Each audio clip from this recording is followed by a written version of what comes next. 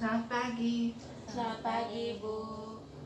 Baik anak-anak, sebelum memulai kegiatan kita pada hari ini, kita awali dengan berdoa. Berdoa mulai.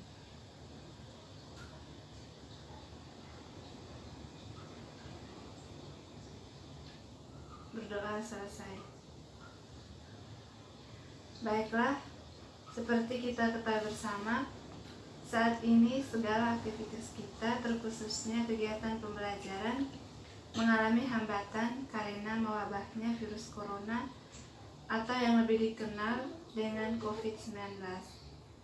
Kita tidak bisa melakukan aktivitas normal seperti mengikuti kegiatan pembelajaran tatap muka.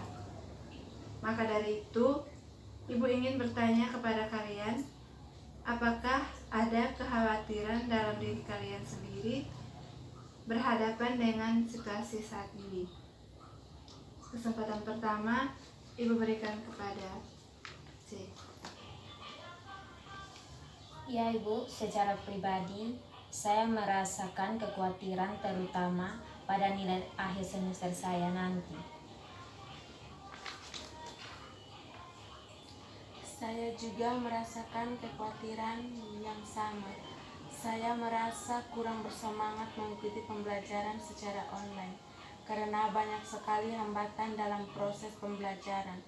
Akibatnya pembelajaran menjadi kurang efektif.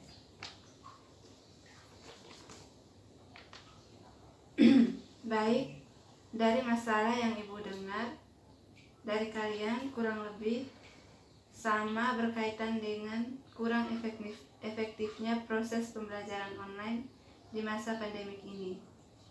Untuk itu, pada hari ini Ibu berikan kesempatan kurang lebih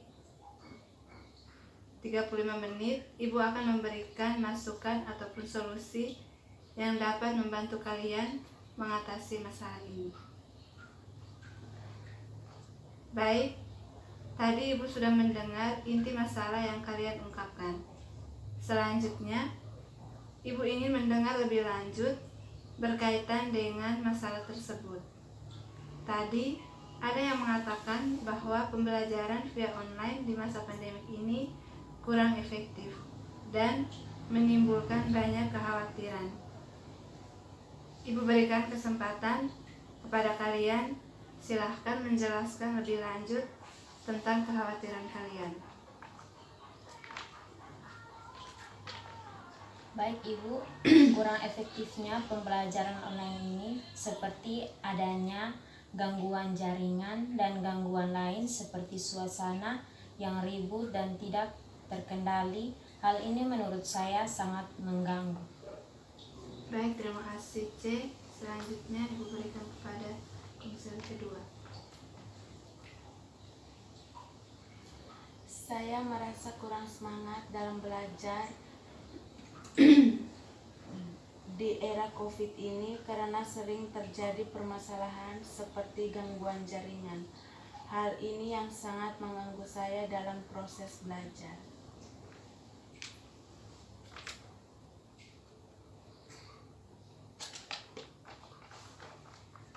Baik, terima kasih.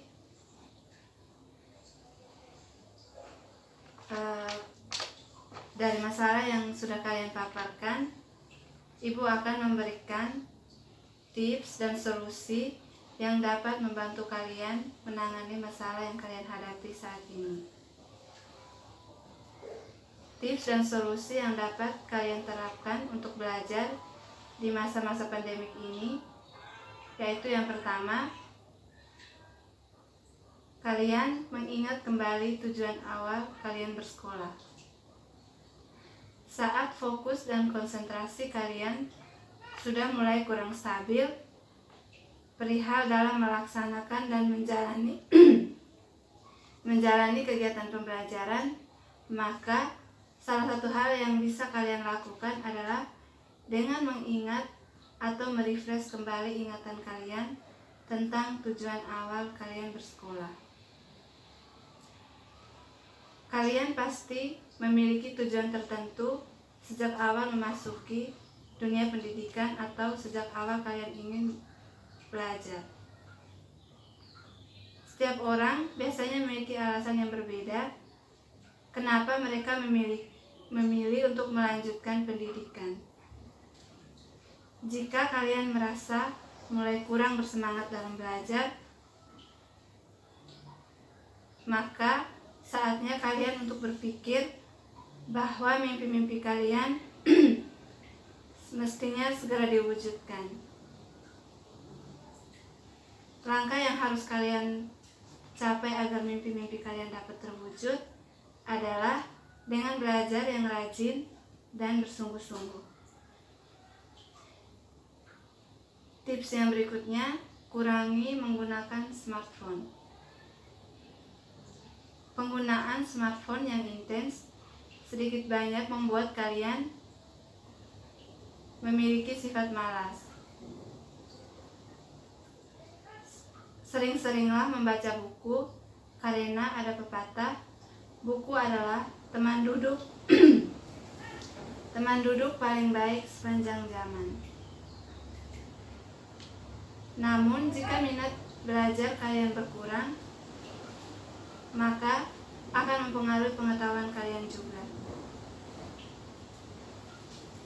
Oleh karena itu, kalian harus bijak dalam menggunakan smartphone. Jika digunakan dengan baik, maka smartphone bisa menjadi sumber media belajar yang dapat membantu kalian menjadi lebih berkompetisi. Tips yang berikutnya, mengubah cara belajar. Salah satu penyebab seseorang menjadi malas belajar adalah cara atau metode yang digunakan untuk belajar bisa dikatakan monoton atau begitu-begitu saja. Oleh karena itu, ada baiknya jika yang dipraktikkan dilakukan secara bervariasi. Misalnya, jika ingin belajar, jangan hanya dilakukan di dalam ruangan saja atau di dalam kamar kalian saja. Kalian bisa belajar di pinggir pantai atau di tempat-tempat yang terasa nyaman oleh kalian. Berikutnya, berlibur. Belajar yang berlebihan memang kadang memunculkan titik jenuh dalam diri kalian. Hal ini bisa membuat kalian menjadi enggan untuk belajar dan mengulang materi pelajaran yang telah diberikan. Maka dari itu, berlibur adalah hal yang dapat kalian lakukan untuk merefresh kembali otak kalian. Tips yang berikutnya, membuat atau menentukan target yang ingin kalian capai. Target atau sasaran yang jelas membuat kalian lebih jelas meniti karir sehingga dapat menjadi motivasi, penyemangat, pendorong yang dapat menggerakkan diri kalian untuk senantiasa semangat dalam belajar. Misalnya, kalian menentukan target bahwa IP kalian harus tinggi. Maka dari itu, kalian akan terus semangat untuk belajar sehingga tujuan kalian itu dapat tercapai. Tips yang berikutnya, berteman dengan orang yang rajin belajar. Ada sebuah ungkapan mengatakan bahwa jika Anda berteman dengan penjual parfum, maka bisa jadi Anda akan jadi penjual parfum. Jika tidak, setidaknya wangi parfumnya akan terpercik ke pakaian Anda. Dan sebaliknya, jika Anda berteman dengan pandai besi, jika tidak menjadi pandai besi, maka busuknya atau bau serpihan besi bisa jadi menempel pada pakaian Anda. Ungkapan tersebut menyiratkan bahwasannya teman yang senantiasa jika ajak bersama akan memberikan pengaruh yang besar dalam diri Anda. Sehingga sangat jelas bahwa jika ingin rajin belajar atau ingin pintar, maka kalian harus mencari teman yang memiliki motivasi belajar yang tinggi.